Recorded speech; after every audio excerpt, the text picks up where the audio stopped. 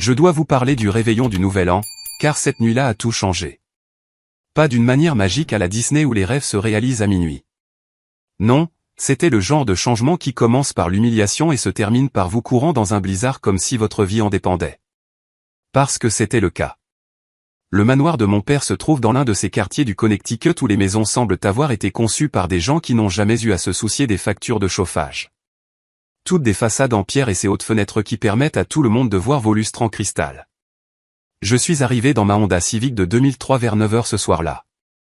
La chose crachotait et toussait comme si elle était offensée d'être garée à côté de la BMW de ma sœur et de la Mercedes de ma belle-mère. Le pot d'échappement était maintenu par un cintre en fil de fer et du ruban adhésif. Je ne plaisante pas. Du vrai ruban adhésif. L'air sentait le pain et la fumée sortait quand je suis sorti. Ils avaient ces couronnes de sapin coûteuses à chaque fenêtre. Le genre qui coûte plus cher que mon budget d'épicerie mensuel. Je pouvais déjà entendre des rires à l'intérieur. Le genre de rire chaleureux et travaillé que les gens riches font lors des fêtes quand ils essaient de s'impressionner mutuellement. Je suis resté là une seconde, regardant mon reflet dans la vitre de la voiture. Ma veste était propre, mais les coudes étaient usés et brillants. Mon jean avait ce look délavé qui vient de trop de lavage, pas d'un créateur essayant de simuler la pauvreté. L'écran de mon téléphone avait une fissure d'un coin à l'autre. Il fonctionnait encore principalement, donc je ne pouvais pas justifier de le remplacer. Dans ma poche, j'avais $40 en billets froissés, des pourboires du restaurant où je débarrasse les tables 3 soirs par semaine. Mon grand-père m'aurait dit de me tenir droit. Il disait que la valeur d'un homme n'est pas dans son portefeuille, mais dans sa colonne vertébrale. Il me faisait lire ses vieux livres quand j'étais enfant. Pendant que ma sœur Jessica était scotchée à son téléphone, faisant des duckface pour Instagram. Grand-père Joe me faisait m'asseoir avec Napoléon Hill ou Marc Aurèle. J'avais 12 ans et j'essayais de comprendre les méditations. La moitié me passait au-dessus de la tête, mais une partie est restée. Le pouvoir n'est pas d'avoir des choses, disait-il. C'est d'être quelqu'un qui n'en a pas besoin. J'ai monté les marches en pierre et j'ai sonné. Oui, j'ai sonné. Je ne suis pas entré comme ça. C'était comme ça maintenant. Ma belle-mère a répondu, Diane. Elle m'a regardé de haut en bas avec cette expression comme si j'avais traîné de la merde de chien sur son tapis perçant juste en existant. Elle n'a rien dit, s'est juste écartée et a fait un vague geste vers la salle à manger. La maison sentait incroyablement bon. Dinde rôtie, une sorte de farce sophistiquée au canneberge, cette odeur de levure de pain frais. Mon estomac a gargouillé. J'avais mangé un sandwich de station-service il y a 6 heures. La salle à manger sortait tout droit d'un magazine. Longue table en acajou dressée avec de la porcelaine qui coûtait probablement plus cher par assiette que ma voiture. Des bougies partout. Mon père était assis en bout de table dans un pull en cachemire qui coûtait probablement $400. Ma sœur Jessica était sur son téléphone, naturellement, mais elle a levé les yeux assez longtemps pour me faire ce sourire compatissant. 22 ans et elle n'avait jamais travaillé un seul jour de sa vie. J'ai pris ma place. La chaise semblait trop belle. Tout semblait trop beau. De cette manière qui vous rend hyper conscient de ne pas être à votre place. Mon père s'est éclairci la gorge. Robert. J'ai arrêté de l'appeler papa à peu près au moment où il a épousé Diane et a décidé que son ancienne vie était une honte. Il a levé son verre de vin. Un Bourgogne qui, j'en suis sûr, avait un millésime impressionnant et un nom français que je ne pouvais pas prononcer. Il a commencé à parler de famille, de gratitude et de nouveaux départs. Le discours habituel. J'ai décroché, me concentrant sur les flammes des bougies et essayant de ne pas avoir l'air affamé. Puis il s'est tourné vers Jessica. Ta mère et moi sommes si fiers de toi, a-t-il dit. Tu termines tes études, ton dévouement. Nous voulons te donner quelque chose de spécial. Il a fait glisser une petite boîte sur la table. Jessica l'a ouverte et a poussé un cri. Des clés de voiture. Des clés de Jeep Wrangler pour être précis. Le genre avec le porte-clés en cuir. Elle a sauté et l'a serré dans ses bras et Diane rayonnait et moi j'étais juste assis là. Je n'étais pas jaloux. C'est ce que les gens ne comprennent pas.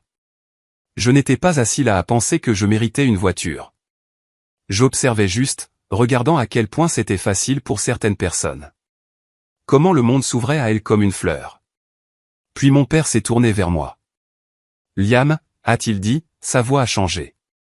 Est devenue plus froide, plus formelle. Ton grand-père est décédé il y a 6 mois. Nous avons réglé la succession. Il y avait très peu de valeur. Il vivait simplement. Il s'est levé et s'est dirigé vers un buffet où Diane gardait ses plats de service sophistiqués. Il y avait quelque chose là, à l'écart de tout le reste. Quelque chose enveloppé dans du papier de soie, comme des ordures attendant d'être sorties. Il l'a ramassé avec juste le pouce et l'index, comme on ramasserait une souris morte par la queue. Il est revenu et l'a posé sur la table devant moi, mais il ne l'a pas fait glisser comme il l'avait fait avec les clés de Jessica. Il l'a posé là avec 2 doigts, comme si cela pouvait le contaminer. Je l'ai déballé.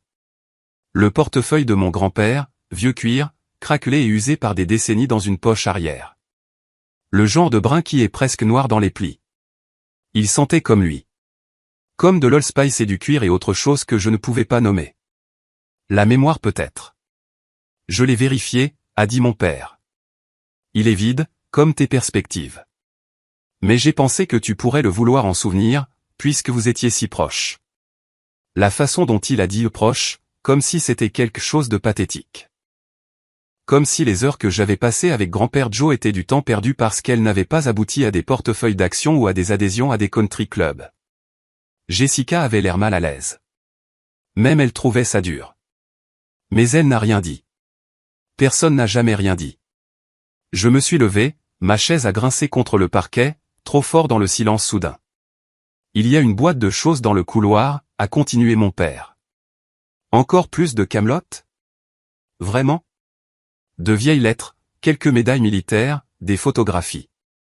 Le service de nettoyage de la succession vient demain à 8 heures. Ils se débarrasseront de tout. Si tu en veux, prends-le ce soir. Se débarrasser de tout. Comme si la vie de mon grand-père était le jour des poubelles. Je suis allé dans le couloir. Il y avait une boîte en carton marquée garage d'hiver de l'écriture soignée de Diane. J'ai ouvert les rabats. L'odeur m'a frappé en premier. Cette odeur particulière de moisi de vieux papier et de tissu. Il y avait des lettres attachées avec de la ficelle.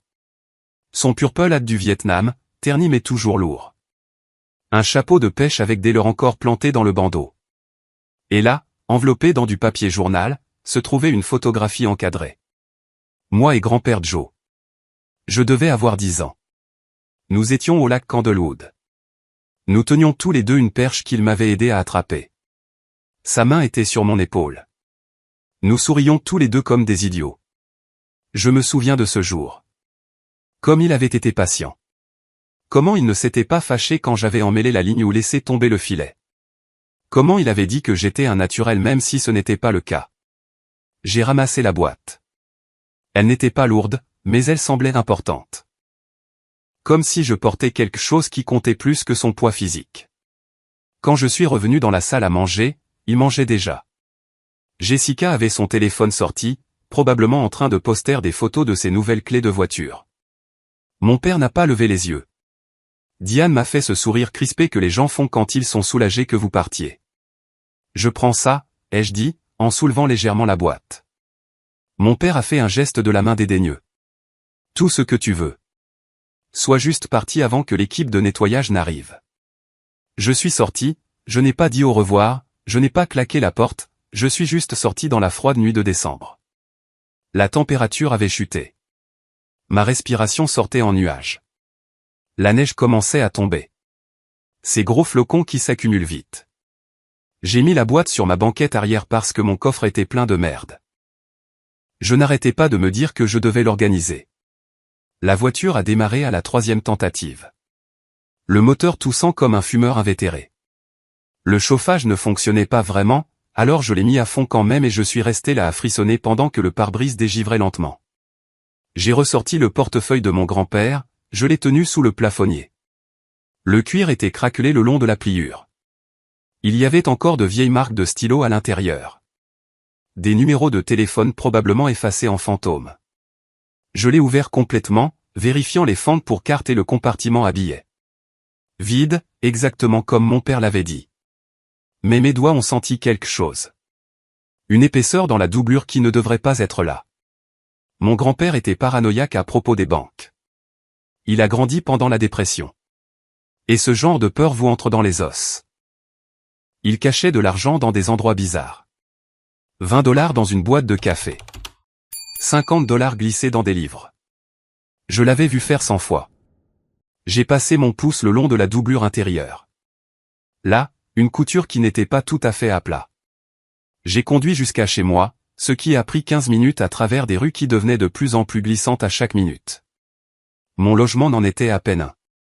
Une chambre au-dessus d'un garage que je louais à une vieille dame pour $400 par mois. Une pièce, une plaque chauffante, une salle de bain partagée au bout du couloir. Mais c'était à moi. J'ai monté la boîte par les escaliers étroits et je l'ai posée sur mon bureau. J'ai allumé toutes les lumières que j'avais, c'est-à-dire une ampoule au plafond et une lampe de bureau. Le portefeuille. J'ai pris un couteau à beurre de mon tiroir et je l'ai délicatement inséré dans la couture de la doublure. Le cuir était assez vieux pour céder un peu. J'ai fait levier doucement et la doublure s'est séparée. Il y avait quelque chose à l'intérieur. J'ai attrapé la pince à bec effilé que je gardais dans mon tiroir à bric-à-brac, je l'ai inséré dans l'ouverture et j'ai tiré. La première chose qui est sortie était un billet de $100, plié serré, comprimé par des années de pression. Je l'ai mis de côté, mes mains commençant à trembler. La deuxième chose était un bout de papier, du papier thermique fin, le genre qui s'efface si on le laisse au soleil. Un billet de loterie, froissé et usé, mais intact. Je l'ai regardé fixement. Les chiffres étaient à peine lisibles. J'ai dû l'incliner sous la lumière. Il y avait 6 chiffres et une date. Le 4 juillet. Mon téléphone. Où était mon téléphone? Je l'ai attrapé de ma poche, j'ai failli le laisser tomber, j'ai tapé loterie Connecticut 4 juillet avec des doigts tremblants. La page a mis du temps à se charger. Mon internet était pourri. Puis je l'ai vu. Jackpot du Powerball, tirage du 4 juillet. Un billet gagnant vendu dans le Connecticut. Montant, $182 millions. Billet toujours non réclamé. Date limite de réclamation, 180 jours à compter de la date du tirage. J'ai fait le calcul dans ma tête. 4 juillet plus 180 jours. Aujourd'hui, 31 décembre. J'ai regardé l'horloge de mon téléphone. 21h47, le bureau de la loterie fermait à minuit le soir du Nouvel An. C'était ça. C'était la date limite. J'ai comparé les chiffres du site web avec les chiffres du billet. Une fois, 2 fois, 3 fois. Ma vision se brouillait, mais les chiffres ne changeaient pas. Ils correspondaient. Tous les 6. Mon grand-père avait un billet de loterie gagnant d'une valeur de $182 millions, et il l'avait caché dans son portefeuille. Le portefeuille que mon père avait tenu avec 2 doigts comme s'il était contaminé. Le portefeuille qu'il m'avait jeté comme une insulte. Je me suis levé si vite que ma chaise est tombée. J'ai attrapé ma veste, mes clés, le billet, et je l'ai soigneusement glissé dans un sac en plastique que j'avais gardé d'une pizza de la semaine dernière. Mes mains transpiraient et je ne pouvais pas risquer que le papier se dégrade. Le billet de $100 est allé dans ma poche. L'horloge sur mon mur indiquait 21h52. Google a dit que le centre de réclamation de loterie le plus proche se trouvait dans une station-service sur la route 7, à environ 13 km. Ils avaient un terminal de validation. Mais Google a aussi dit que les routes devenaient mauvaises. Accident sur l'île 95. La circulation était à l'arrêt. J'ai descendu les escaliers en courant. La lumière de ma propriétaire était allumée, mais je ne me suis pas arrêté pour expliquer. J'ai démarré ma voiture. Elle a démarré au premier essai. Pour une fois dans sa misérable vie. La neige tombait fort maintenant. Pas le joli genre. Le genre qui efface les routes et fait disparaître toutes les autres voitures dans un bruit blanc statique. Je me suis engagé dans la rue. Mon pneu a patiné une seconde avant d'accrocher. L'horloge de mon tableau de bord indiquait 22h01. La route était déjà couverte. Je pouvais à peine voir les marquages au sol. Mes essuie-glaces laissaient plus de traînées qu'ils n'essuyaient. Je me suis penché en avant, agrippant le volant à 2 mains, essayant de voir au-delà du mur blanc. J'ai pensé à mon grand-père, comment il disait que le succès vient aux gens qui sont prêts à agir quand tout le monde dort. Comment il m'a appris que les obstacles n'étaient que des tests. Que l'univers ne se soucie pas de vos excuses. Le feu de circulation devant moi est passé au rouge. Je me suis arrêté. Ma voiture a glissé de quelques pieds avant que les freins ne prennent. J'ai regardé l'horloge. 22h08, la route 7 était encore à 10 km. La neige empirait. J'ai sorti mon téléphone au feu rouge. J'ai vérifié le trafic. L'application montrait des lignes rouges partout. Embouteillage. L'accident sur l'île 95 avait tout bloqué. Toutes les routes principales étaient des parkings. Le feu est passé au vert. J'ai accéléré prudemment. La voiture a fait un tête-à-queue léger. J'ai corrigé, j'ai continué à avancer. Il devait y avoir un autre moyen. Des routes secondaires, quelque chose. J'ai pris une décision. J'ai tourné à droite, loin des routes principales, sur des rues résidentielles que les chasse-neige n'avaient pas encore touchées. Ma voiture a lutté à travers 15 cm d'accumulation. Le moteur a gémi. Allez, ai-je murmuré. Allez. L'horloge indiquait 22h15 quand j'ai tourné dans ce que je pensais être un raccourci, mais la route ne traversait pas. Elle se terminait en cul-de-sac. J'ai juré, j'ai mis la voiture en marche arrière, j'ai reculé, j'ai fait demi-tour. Le pneu a patiné. J'ai balancé la voiture d'avant en arrière, la sentant avancer centimètre par centimètre dans la neige. Finalement, elle a accroché et j'ai accéléré dans le sens d'où je venais.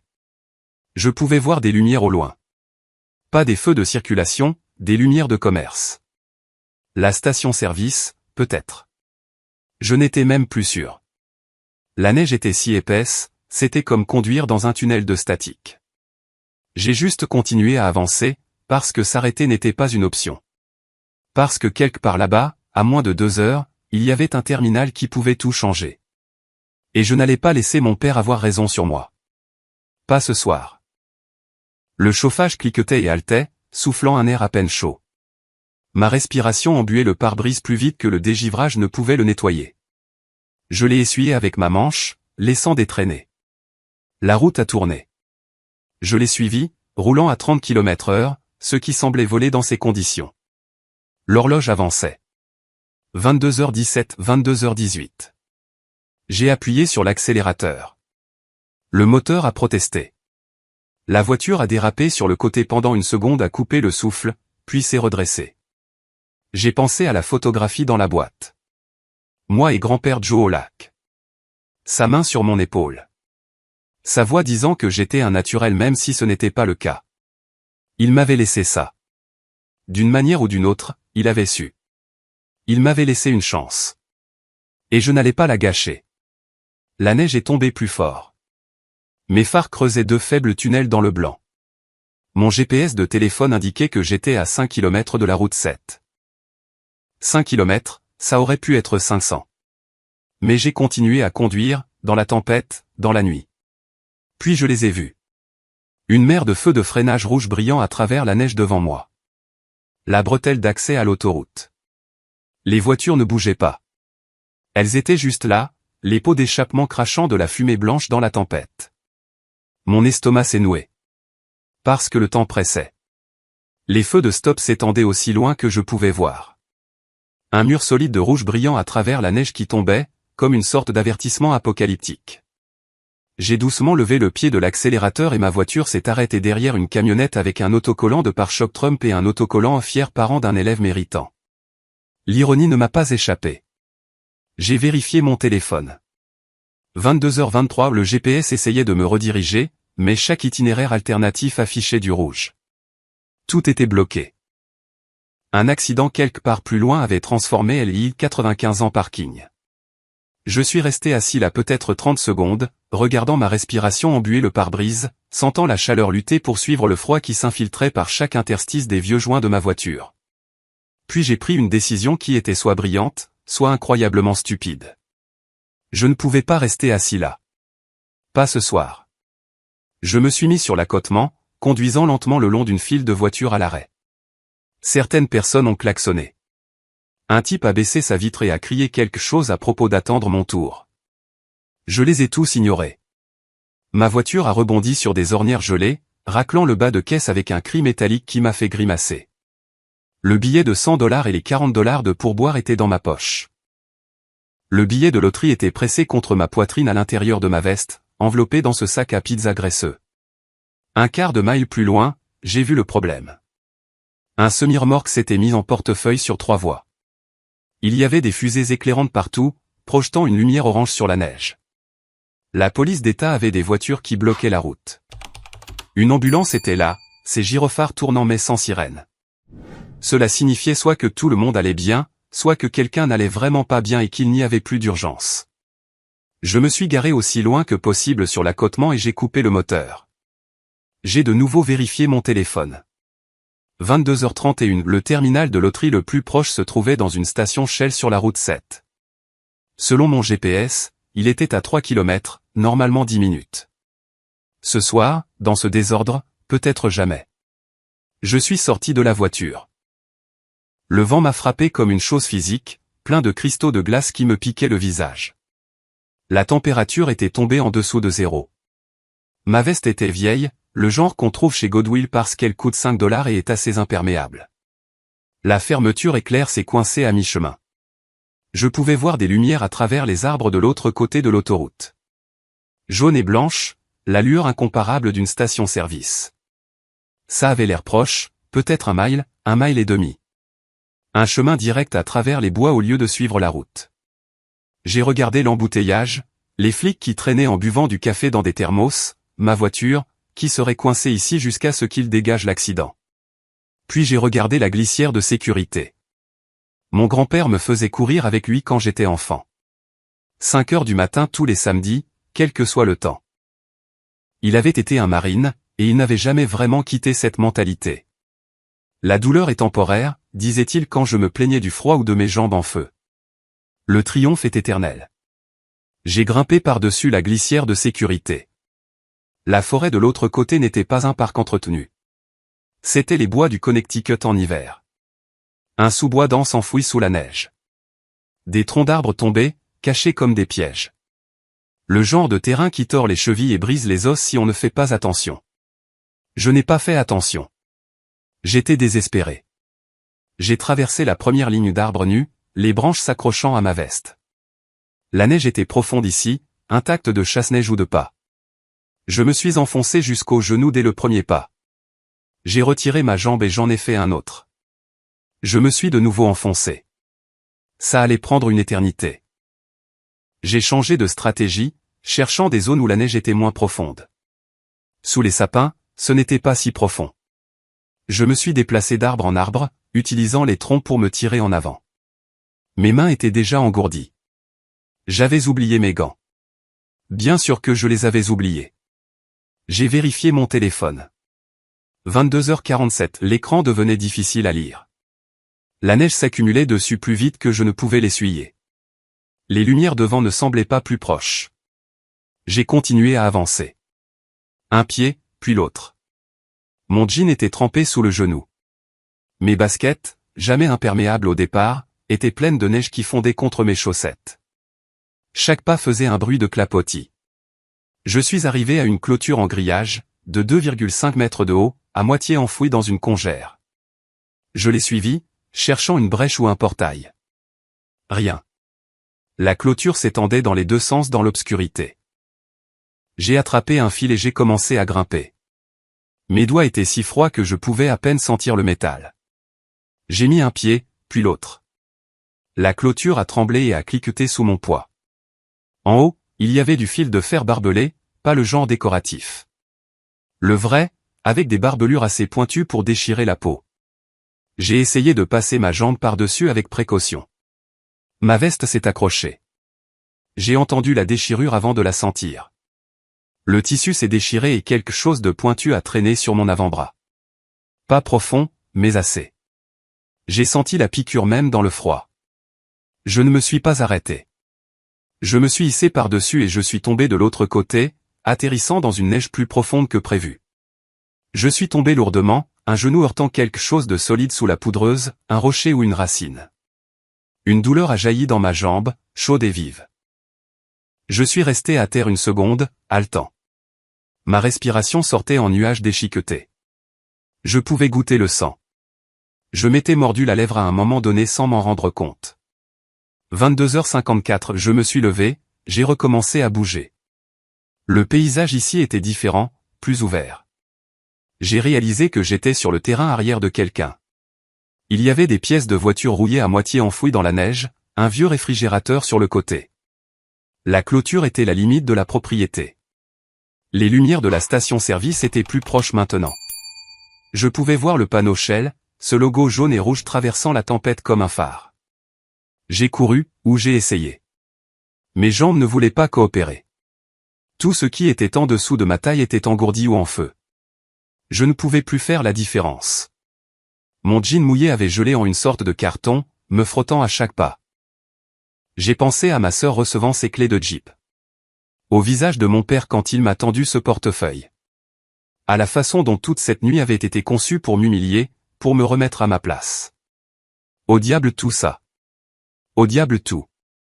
J'ai traversé le terrain et j'ai atteint une petite route d'accès, non déneigée mais praticable. Je pouvais voir la station clairement maintenant. Il y avait 2 voitures aux pompes et des lumières allumées à l'intérieur de la supérette. L'horloge sur le panneau d'affichage indiquait 23h03. J'étais proche. Si proche. J'ai traversé la route en trottinant, mon jean gelé faisant un bruit de craquement étrange. Ma veste flottait là où elle s'était déchirée. L'air froid s'est engouffré par l'ouverture, frappant la coupure sur mon bras. Je pouvais sentir le sang là, collant et chaud contre la glace. Le parking était une plaque de verglas sous une fine couche de neige fraîche. J'ai fait 3 pas et mes pieds ont dérapé. Je suis tombé lourdement sur ma hanche, j'ai glissé de quelques pieds et j'ai heurté la base en béton d'une pompe à essence. Pendant une seconde, je suis resté là à regarder la neige tomber. Les flocons étaient plus petits maintenant, plus durs, du grésil se mélangeant à la neige. Ça piquait quand ça me frappait le visage. Je me suis levé. Tout me faisait mal, ma hanche, mon genou, mon bras. Je tremblais si fort que mes dents claquaient. L'entrée du magasin était à 6 mètres. Les 6 mètres les plus chauds que j'ai jamais traversés. J'ai poussé la porte et la chaleur m'a frappé comme un mur. Le changement soudain de température a fait brûler ma peau. Mes doigts ont commencé à picoter, puis à me faire mal, puis à crier alors que la circulation revenait. Le caissier était un jeune, peut-être 19 ans, affalé derrière le comptoir, regardant quelque chose sur son téléphone. Il a levé les yeux quand je suis entré et ses yeux se sont agrandis. Je devais avoir l'air de sortir d'une tombe, trempé, déchiré, saignant, couvert de neige. J'ai essayé de parler, mais ma mâchoire tremblait trop. J'ai levé un doigt. Attendez, juste attendez.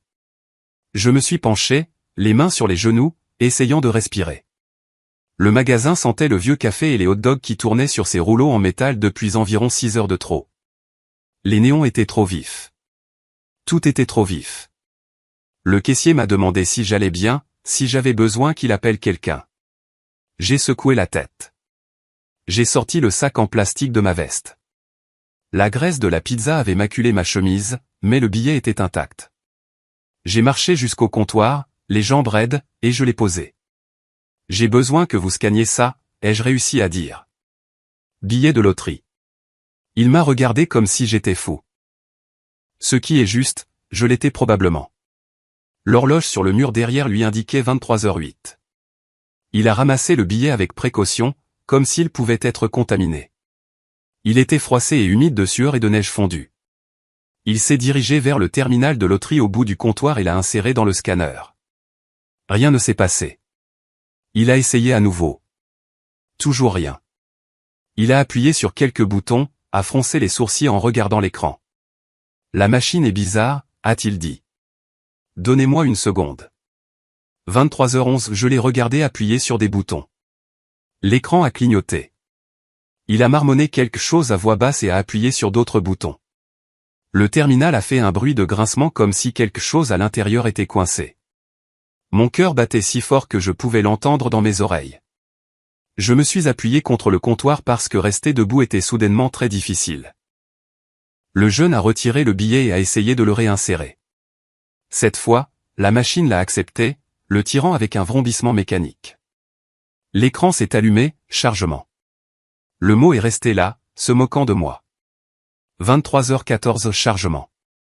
Chargement. Je voulais tendre la main par-dessus le comptoir et secouer la machine. Secouer le jeune. Secouer l'univers entier. L'écran a changé. Erreur. Bourrage papier. Vérifier l'imprimante. Non. Non. Non. Non. Le caissier a ouvert un panneau sur le côté du terminal et a jeté un œil à l'intérieur. Il a retiré un morceau de papier qui s'était coincé dans un rouleau, l'a froissé et l'a jeté à la poubelle. Il a appuyé sur d'autres boutons, a attendu. La machine s'est réinitialisée. L'écran est devenu noir, puis s'est rallumé avec le logo de la loterie.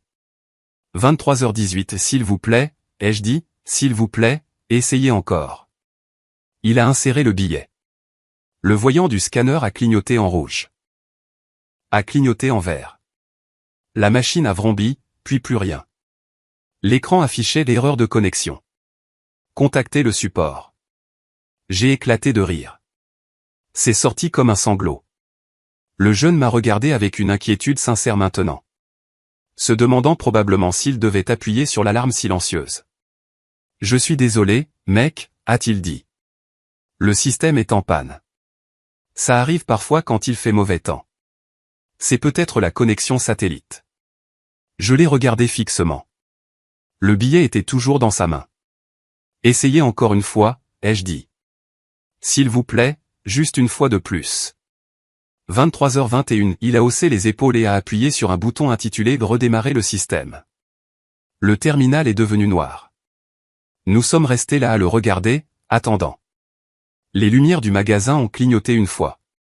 Allez, ai-je murmuré. Allez, allez, allez. Le terminal est revenu à la vie. L'écran a de nouveau affiché le logo de la loterie, puis le menu principal. Le jeune a inséré mon billet.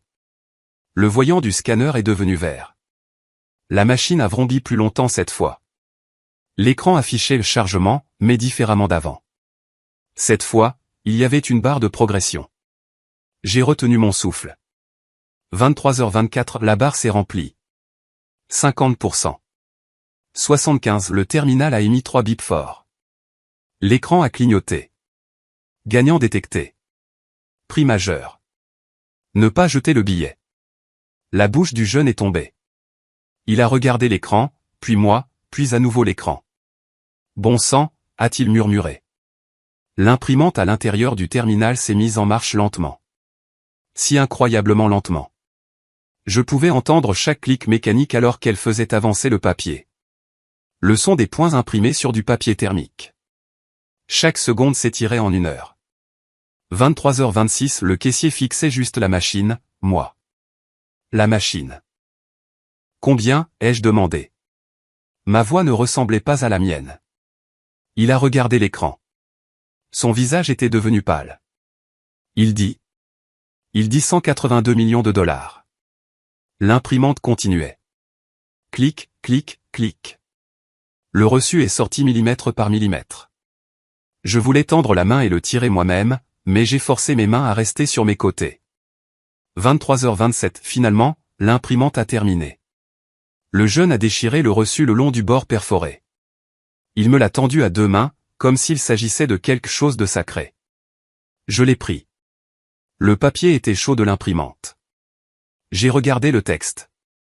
Il y avait des numéros, des codes de réclamation, des tampons de validation, et en bas, en petits caractères, heure de la transaction, 31 décembre, 23h, 27 minutes et 18 secondes. Mes jambes ont lâché. Je ne suis pas tombé. J'ai juste glissé jusqu'à ce que je sois assis sur le sol sale de la station Shell, le dos contre le comptoir. Mes mains tremblaient si fort que le reçu cliquetait. Le caissier est passé derrière le comptoir.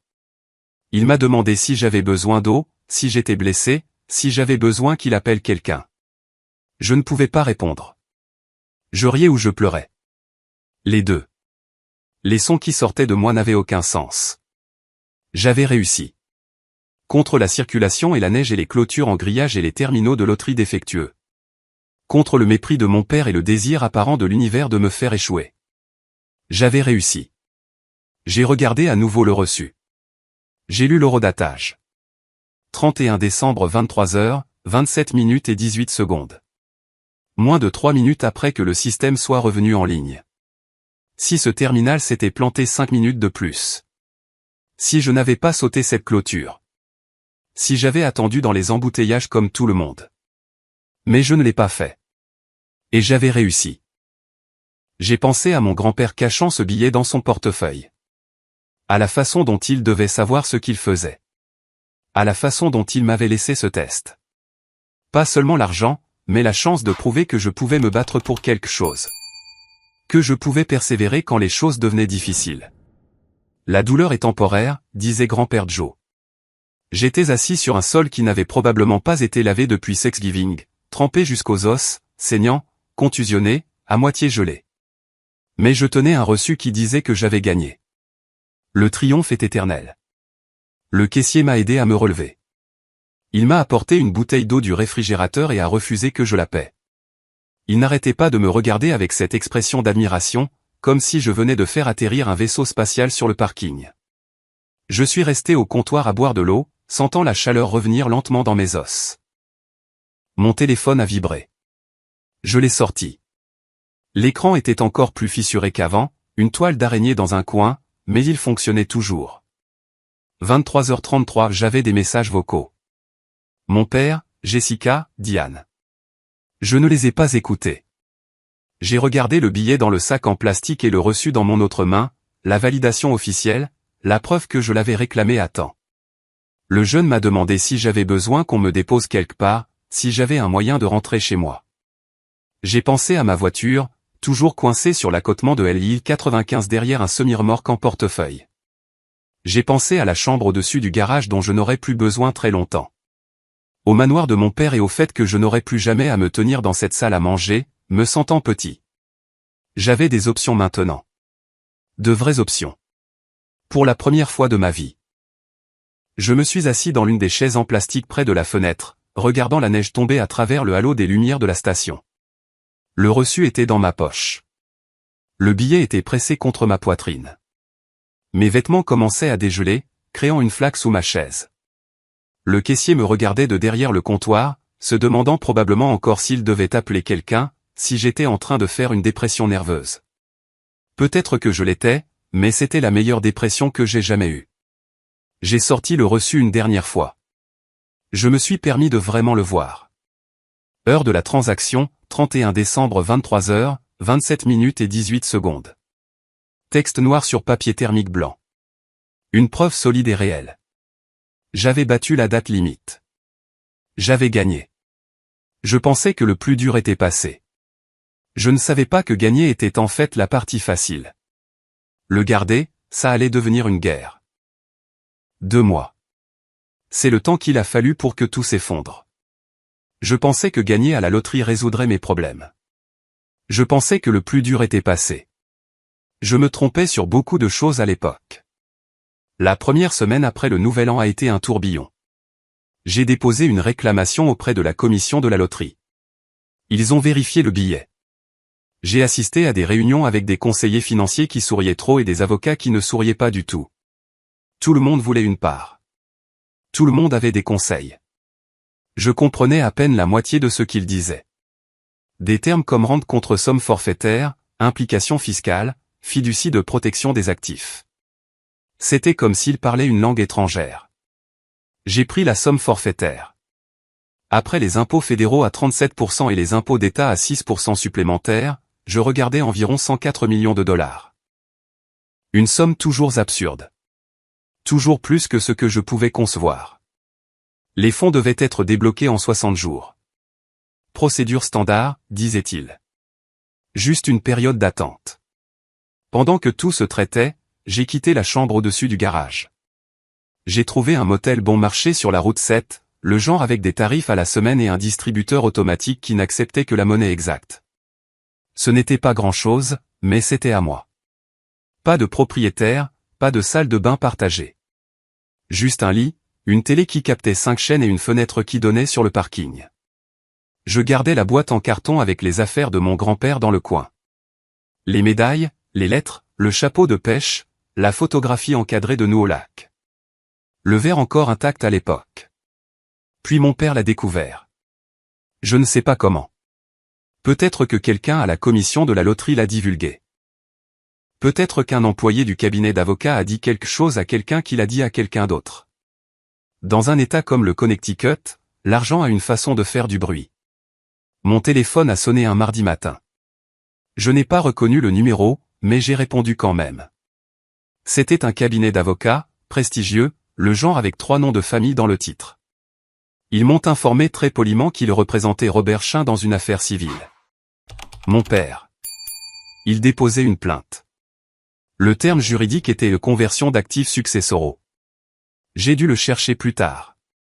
En gros, mon père prétendait que le portefeuille faisait partie de la succession de mon grand-père, que lui, en tant qu'héritier principal, avait droit à tout ce que mon grand-père possédait au moment de sa mort, y compris le contenu de ce portefeuille. Son argument était simple. Il ne savait pas que le billet de loterie était à l'intérieur. S'il l'avait su, il n'aurait jamais donné le portefeuille. Par conséquent, le transfert n'était pas valide.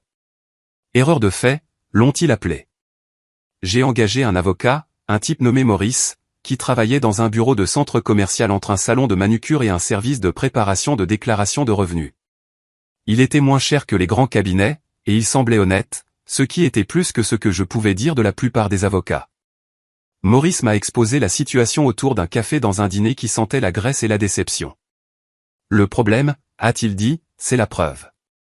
Sans preuve que ton grand-père avait spécifiquement l'intention de te donner ce billet, la loi favorise ton père en tant que principal bénéficiaire de la succession. Le droit de la famille est désordonné comme ça. L'intention compte, mais prouver l'intention est presque impossible quand la personne qui a fait le don est morte. Il m'a aussi rappelé les impôts. Comme si je pouvais oublier que le fisc allait prendre sa part, peu importe qui finissait avec l'argent. 37% fédéral, 6% d'État. Peu importait que je gagne ou perde un procès. Le gouvernement allait être payé. Maurice a déposé une réponse. Nous avions une audience prévue pour mars. Puis les avocats de mon père ont déposé une demande d'ordonnance de restriction temporaire. Je n'ai pas compris ce que cela signifiait jusqu'à ce que Maurice l'explique. Une TRO. Il demandait au tribunal de geler mes actifs jusqu'à ce que l'affaire soit résolue, pour s'assurer que je ne puisse pas dépenser l'argent avant que le juge ne rende sa décision. Le tribunal l'a accordé. Comme ça, mes comptes bancaires ont été gelés. Les gains de la loterie, toujours en traitement, ont été bloqués. Je ne pouvais toucher à rien. J'avais exactement $217 dans mon portefeuille et la monnaie qui se trouvait dans le porte-gobelet de ma voiture. Je suis allé au bureau du motel pour payer une autre semaine.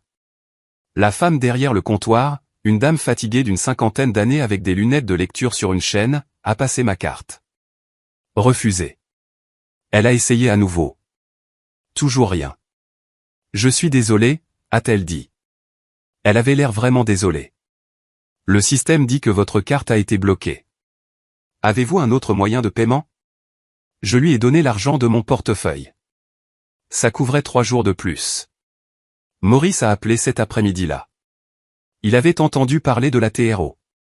Il avait l'air frustré, ce qui était en quelque sorte pire que s'il avait eu l'air en colère. La frustration signifiait qu'il s'y attendait, mais qu'il ne pouvait pas l'arrêter. Il m'a dit de ne pas m'inquiéter, ce que les gens disent quand il faut vraiment s'inquiéter. Nous nous battrions au tribunal. Nous présenterions notre cas. Le juge verrait la raison. Mais sa voix ne correspondait pas à ses mots. Je pouvais entendre le doute. Je lui ai posé des questions sur les frais de justice, sur le coût de tout ça. Il est resté silencieux une seconde, puis il a dit que nous trouverions un arrangement, qu'il croyait en l'affaire. Je savais ce que ça voulait dire. Ça voulait dire qu'il travaillait au résultat. Ça voulait dire que si je perdais, il n'obtenait rien. Cette nuit-là, je me suis assis dans la chambre du motel, les lumières éteintes.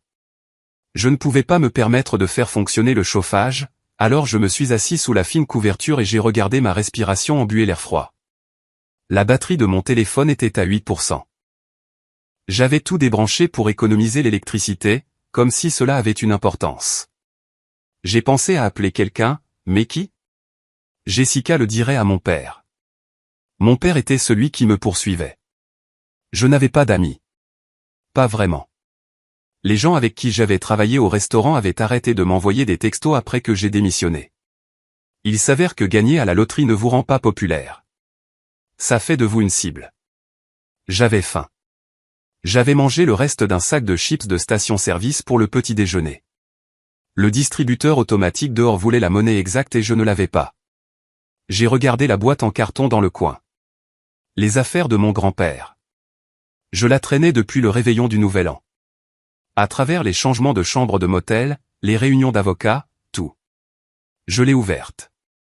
L'odeur m'a frappé en premier. Cette odeur de moisi de vieux papier et de tissu. Les lettres attachées avec de la ficelle, la médaille purpelate, le chapeau de pêche, et là, enveloppé dans du papier journal, la photographie encadrée. Je l'ai sortie avec précaution. Moi et grand-père Joe au lac Candlewood. J'avais 10 ans, des dents de lait manquantes et un coup de soleil, tenant une perche probablement trop petite pour la garder, mais nous l'avons gardée quand même parce que j'étais si fier. Sa main était sur mon épaule. Nous sourions tous les deux. Je me souviens de ce jour. Comme il avait été patient. Comme il m'avait appris à lancer sans s'énerver quand j'émêlais la ligne. Comme il avait dit que j'étais un naturel même si ce n'était clairement pas le cas. Le cadre était en bois bon marché, le genre qui se déforme avec l'humidité. Le verre avait tenu le coup, cependant, toujours clair après toutes ces années. J'ai passé mon pouce le long du bord. J'ai senti la douceur du verre, la texture rugueuse du bois. La voix de mon père a résonné dans ma tête, celle de cette table de dîner il y a 2 mois. Vide, comme tes perspectives. Tu es un échec, Liam. Tu as toujours été un échec. Et peut-être qu'il avait raison.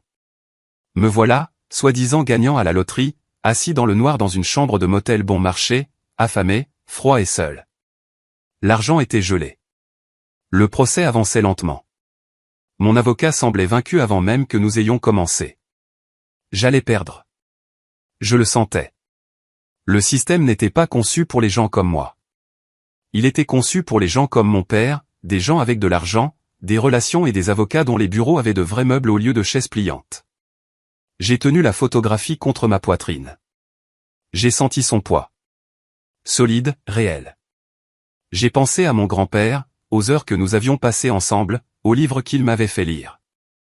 Marc Aurèle, Napoléon Hill, toute cette philosophie sur la force, le caractère et la persévérance. À quoi bon tout ça maintenant? À quoi bon être fort quand tout le système juridique est truqué contre vous? J'ai regardé à nouveau la photographie, mon moi plus jeune, si heureux, si stupide, pensant que le monde était juste, pensant que le travail acharné et le bon caractère comptaient. Mes mains tremblaient de froid ou de colère. Je ne pouvais plus faire la différence. Tout se brouillait. Le verre captait la faible lumière du parking à l'extérieur. Je pouvais y voir mon reflet. Fantomatique et déformé. Tu es un échec. La voix de mon père. Ou peut-être ma propre voix maintenant. Difficile de faire la différence. J'ai serré le cadre plus fort. Mes jointures devenant blanches. La photographie s'est brouillée derrière le verre. Ma vision se brouillait aussi. De larmes, d'épuisement ou de désespoir. J'ai serré plus fort. Le verre s'est fissuré. Un son sec dans la pièce silencieuse. Une toile d'araignée de fracture s'étendant là où mes pouces appuyaient. Le son de quelque chose qui se brise. Le son de l'abandon. J'ai relâché ma prise. Soudainement horrifié par ce que j'avais fait. C'était le dernier bon souvenir que j'avais. Et je venais de le détruire. Le cadre s'est désintégré dans mes mains. Le dos s'est détaché. La photographie a glissé avec des éclats de verre brisés qui ont capté la lumière en tombant. Et autre chose est tombée aussi. Un morceau de papier, plié, jauni sur les bords. Il a atterri sur mes genoux, à peine visible dans l'obscurité. Je l'ai ramassé avec précaution, ma main tremblant toujours, je l'ai déplié sous la faible lumière d'une fenêtre. C'était une lettre manuscrite. L'écriture de mon grand-père. Les lettres capitales soignées qu'il avait apprises chez les marines. La date en haut était de juin, une semaine avant sa mort. Je l'ai lu une fois, puis à nouveau, plus lentement, en m'assurant de bien comprendre chaque mot. Elle m'était adressée à moi, pas à sa succession, pas à mon père. À moi. La lettre était simple, directe, très semblable à lui. Il disait qu'il me donnait le portefeuille et tout ce qu'il contenait en cadeau. Un don manuel. Il avait écrit avec un terme juridique, souligné, comme s'il l'avait cherché pour s'assurer de bien l'écrire. Donné de son vivant, pas dans le cadre d'un testament. Il voulait que je l'aie, que j'aie un départ dans la vie, une vraie chance. La dernière ligne était celle qui m'a brisé. N'abandonne pas, gamin. Je sais que ton père essaiera de te le prendre. Il prend tout. Mais tu es plus fort que lui. Tu ne le sais juste pas encore. En bas, il y avait un sceau de notaire. Tampon officiel, signature, date. Il l'avait fait notarier, l'avait rendu légal, contraignant. Je suis resté assis là dans le noir, tenant ce morceau de papier comme s'il était en or, parce qu'il l'était.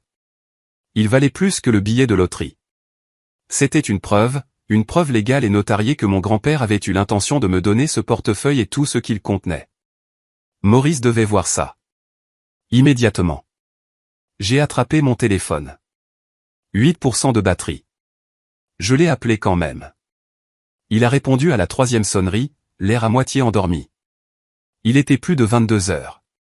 Je lui ai dit que j'avais trouvé quelque chose. Une preuve. Une lettre de mon grand-père, notariée, datée d'avant sa mort. La preuve que le portefeuille était un cadeau. Maurice est resté silencieux un long moment. Puis il m'a dit de le photographier. Les deux côtés, haute résolution. De le lui envoyer immédiatement. Je l'ai fait, mes mains tremblant si fort que j'ai dû m'y reprendre à 3 fois pour obtenir une photo nette. Il m'a rappelé 5 minutes plus tard, bien réveillé maintenant, la voix vive et concentrée. Cela change tout, a-t-il dit. C'est exactement ce dont nous avions besoin. Nous allons déposer ça comme nouvelle preuve. Demander une audience d'urgence. Cette lettre est un don manuel. Elle prime sur les réclamations de la succession. Ton père n'a aucun argument. L'audience a été fixée à la semaine suivante. Tribunal des successions. La juge Morrison présidait. Maurice a dit qu'elle était juste. Stricte sur la procédure, mais juste. J'ai passé les 6 jours suivants dans cette chambre de motel, rationnant le reste de mon argent. J'ai acheté des ramen en gros au magasin à $1. 3 paquets pour $1. Je pouvais faire durer un paquet de repas si j'étais prudent. La photographie était sur la commode, toujours dans son cadre cassé. La lettre était dans la poche de ma veste, dans une pochette en plastique que Maurice m'avait donnée. Je la touchais toutes les quelques heures juste pour m'assurer qu'elle était toujours là, toujours réelle. Le palais de justice était en centre-ville. Vieux bâtiment, marche en pierre, cette odeur particulière de cire à parquet et de bureaucratie. J'ai rencontré Maurice à l'extérieur. Il portait son beau costume, celui qu'il gardait pour les audiences importantes. Bleu marine avec une cravate rouge. Nous sommes passés par la sécurité, avons monté 3 étages, descendu un couloir avec des sols en marbre qui résonnaient à chaque pas. La salle d'audience était plus petite que je ne l'imaginais, avec des lambris, un plafond haut, un drapeau américain dans le coin. Environ 20 sièges pour les observateurs, la plupart vides. Mon père était déjà là, premier rang, côté gauche. Il avait 3 avocats avec lui, des costumes qui coûtaient probablement plus cher que ma voiture. Il m'a vu entrer et son expression n'a pas changé. Juste froide, calculatrice. Diane était assise à côté de lui. Jessica était là aussi, l'air mal à l'aise. Nous nous sommes assis du côté droit. Moi et Maurice, juste nous. L'huissier a demandé à tout le monde de se lever. La juge Morrison est entrée. Elle avait la soixantaine, les cheveux gris tirés en arrière, des lunettes de lecture sur une chaîne. Elle avait l'air fatiguée, comme si elle faisait ce travail depuis trop longtemps et qu'elle avait tout vu 2 fois. Elle s'est assise. Tout le monde s'est assis. Elle a ouvert un dossier et a examiné quelque chose un moment. Puis elle a levé les yeux. Elle a demandé à l'avocat principal de mon père de présenter son cas. L'avocat s'est levé. Un grand type, cheveux argentés, le genre de voix qui remplissait la pièce sans effort. Il a exposé la situation méthodiquement. Le portefeuille faisait partie de la succession. Mon père, en tant qu'héritier principal, avait droit à tous les actifs de la succession. Le transfert du portefeuille avait été fait sans connaissance de son contenu. L'erreur de fait invalidait le don. Mon père avait droit au gain de la loterie dans le cadre de son héritage. Il a parlé pendant 15 minutes. A cité la jurisprudence, des précédents, a fait en sorte que leur victoire semble inévitable. La juge Morrison a écouté sans expression. A pris des notes. A posé quelques questions de clarification. Puis ce fut le tour de Maurice. Il s'est levé, plus petit que l'autre avocat. Costume moins cher, mais sa voix était stable. Il a présenté notre défense. Le portefeuille avait été un cadeau donné directement à moi, par mon nom, lors d'un dîner de famille. Mon père avait explicitement dit qu'il était à moi. Plusieurs témoins pouvaient le confirmer. L'autre avocat a objecté, a dit que le don avait été fait sous de fausses prétentions. Que mon père n'aurait pas donné quelque chose d'une valeur de 182 millions de dollars s'il en avait connu la valeur. Maurice a contré. A dit que l'ignorance de la valeur n'invalide pas un don. Que mon père avait examiné le portefeuille, avait déterminé qu'il était vide, et l'avait donné. La diligence raisonnable était de sa responsabilité. Les avocats ont débattu. Arguments techniques, précédents juridiques. Ma tête tournait, essayant de tout suivre. La juge Morrison a levé la main. Assez. Elle a regardé Maurice, lui a demandé s'il avait d'autres preuves que les témoignages sur le dîner. Quelque chose de concret montrant l'intention de mon grand-père. Maurice m'a jeté un coup d'œil, a hoché la tête. J'ai mis la main dans ma veste, j'ai sorti la pochette en plastique avec la lettre, je me suis levé et j'ai marché jusqu'à l'huissier, qui l'a apporté à la juge. Les avocats de mon père ont immédiatement objecté. Qu'est-ce que c'était? Pourquoi n'en avait-il pas été informé? C'était très irrégulier. La juge Morrison les a fait taire d'un regard. Elle a ouvert la pochette et a lu la lettre. La pièce était complètement silencieuse. Je pouvais entendre l'horloge sur le mur faire tic-tac. Quelqu'un dans la rangée du fond a toussé. La juge Morrison l'a lu 2 fois. A examiné le sceau du notaire, l'a tenu à la lumière. Puis elle l'a posé et a regardé mon père. Son expression avait changé. La neutralité professionnelle avait disparu. Maintenant, il y avait autre chose. Du dégoût, peut-être, ou de la déception. Elle a demandé à l'avocat de mon père s'il était au courant de cette lettre. L'avocat avait l'air confus. A dit non. C'était la première fois qu'il en entendait parler. A demandé du temps pour vérifier son authenticité. La juge Morrison a dit que ce ne serait pas nécessaire. Le sceau du notaire était valide. La date était claire. La lettre avait été écrite et notariée avant la mort de mon grand-père. C'était un don manuel, fait de son vivant, en dehors de la procédure de succession. Elle a de nouveau regardé mon père, lui a parlé directement.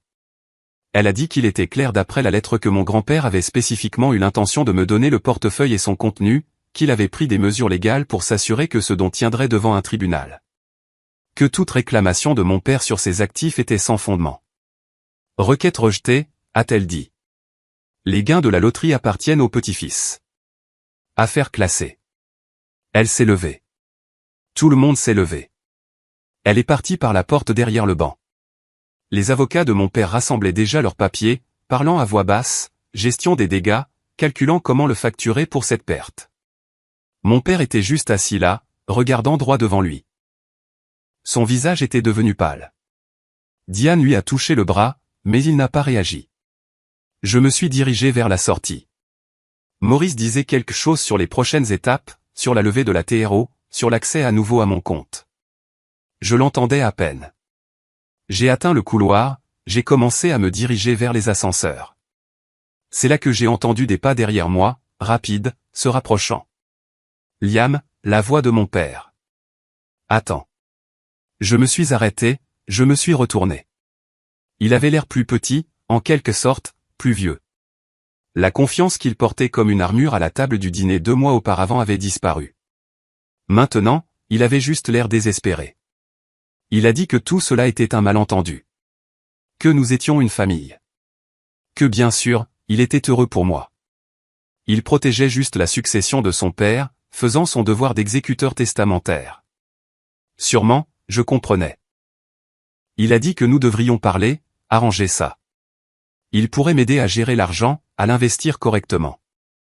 Nous pourrions être une équipe, père et fils. Comme ça devrait l'être.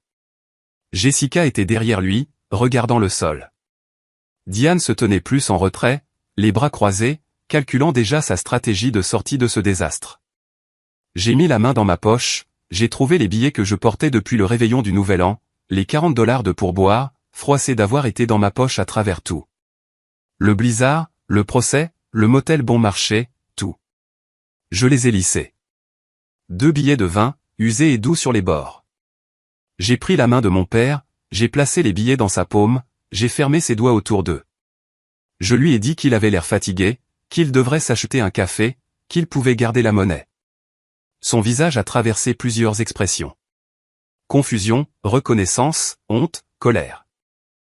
Je n'ai pas attendu de voir laquelle l'emporterait. Je suis allé à l'ascenseur, j'ai appuyé sur le bouton, les portes se sont ouvertes immédiatement, comme si elles attendaient. Maurice est entré avec moi. Il souriait vraiment.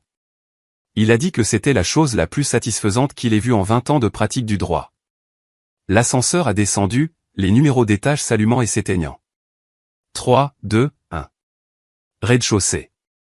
Les portes se sont ouvertes sur le hall du palais de justice. La lumière du soleil entrait à flot par les hautes fenêtres. C'était fin février, mais le soleil était vif, presque chaud. Je suis sorti, j'ai descendu les marches en pierre jusqu'au parking où Maurice avait laissé sa voiture. Il m'a proposé de me déposer, m'a demandé où je voulais aller. À la maison, à un hôtel, pour célébrer. Je lui ai dit que je devais d'abord faire un arrêt. Justin. Il m'a conduit à mon motel. Je suis entré dans cette petite chambre triste avec un chauffage cassé et une moquette tachée. J'ai attrapé la boîte en carton, les affaires de mon grand-père. Les médailles, les lettres, le chapeau de pêche, le cadre photo cassé avec la photographie toujours à l'intérieur, éclat de verre et tout. Je n'avais besoin de rien d'autre. Les vêtements pouvaient rester. Les quelques biens que j'avais accumulés en 2 mois de limbe juridique. Rien de tout cela n'avait d'importance. Maurice m'a conduit au cimetière de Riverside. C'était du côté et de la ville.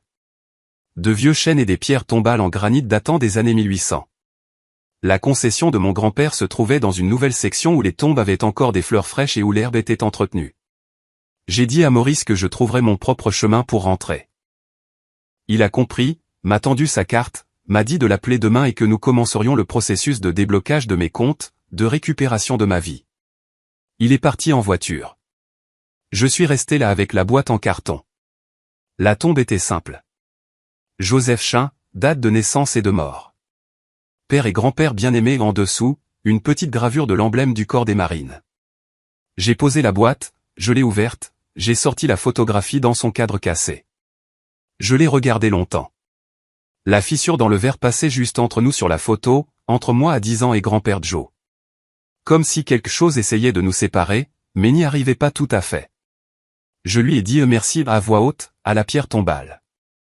Pour la lettre, pour le cadeau, pour m'avoir appris que la force n'était pas une question de muscle ou d'argent. C'était de savoir qui on était quand tout le reste vous était enlevé. La douleur est temporaire, ai-je dit. Le triomphe est éternel. Le vent s'est levé, a dispersé des feuilles de chêne sur la tombe. Quelque part au loin, un corbeau a crié. Je suis resté là jusqu'à ce que le soleil commence à se coucher, jusqu'à ce que les ombres s'allongent, jusqu'à ce que je me sente prêt à partir. J'ai ramassé la boîte, j'ai commencé à marcher vers l'entrée du cimetière. Mon téléphone a vibré. Maurice avait organisé un service de voiture. Une berline noire attendait à la porte. Le chauffeur m'a demandé où je voulais aller. Je lui ai dit de simplement conduire un moment. Je lui ferai savoir. Nous sommes sortis sur la route principale, direction sud, loin du palais de justice, loin du manoir de mon père, loin du motel et des avocats et de tout ça. Le cadre photo cassé était sur le siège à côté de moi. Le verre fracturé, mais la photographie toujours visible en dessous, toujours intacte là où ça comptait. J'ai pensé à ce que mon grand-père avait écrit dans cette lettre, sur le fait d'être plus fort que je ne le savais. Sur le fait de ne pas abandonner. Il avait eu raison sur tout. Sur mon père essayant de me le prendre, sur ma force pour me battre, sur l'argent étant moins important que le principe. Être riche, ce n'est pas avoir de l'argent, ai-je réalisé. C'est avoir la volonté de le garder, le caractère de ne pas le laisser changer qui vous êtes, la force de l'utiliser correctement. Mon grand-père m'avait appris ça. Pas avec un billet de loterie, avec tout ce qui l'avait précédé. Les livres, les parties de pêche, les courses matinales. Tout cela m'avait préparé à ce moment. La berline glissait doucement sur l'autoroute. Le chauffeur ne posait pas de questions. Il conduisait simplement. J'ai regardé par la fenêtre le Connecticut qui défilait. Les arbres nus et le ciel gris, le monde qui semblait soudainement plein de possibilités au lieu de limitations. J'avais gagné. Pas seulement le procès, pas seulement l'argent. J'avais gagné quelque chose de plus grand. Je m'étais prouvé que je pouvais me tenir debout, que je pouvais me battre, que je n'étais pas l'échec que mon père pensait que j'étais. La photographie était à côté de moi sur le siège en cuir noir, cadre cassé, verre brisé. Mais l'image en dessous était toujours claire, toujours vraie, toujours réelle. Moi et grand-père Joe au lac, sa main sur mon épaule, tous les deux souriant à un avenir que nous ne connaissions pas encore. Un avenir qui était à moi. Maintenant, enfin, complètement à moi. La berline a continué sa route. Le soleil s'est couché derrière nous. Et j'ai souri. Parce que le triomphe est éternel.